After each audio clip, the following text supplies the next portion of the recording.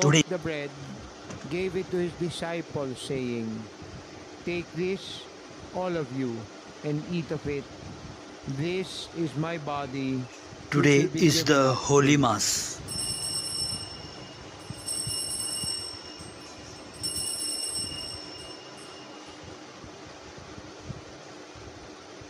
In a similar way, when supper was ended, he took the chalice. Again, he gave you thanks and praise.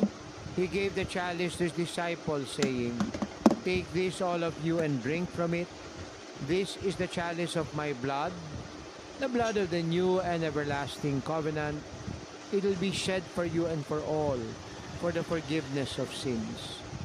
Do this in memory of me."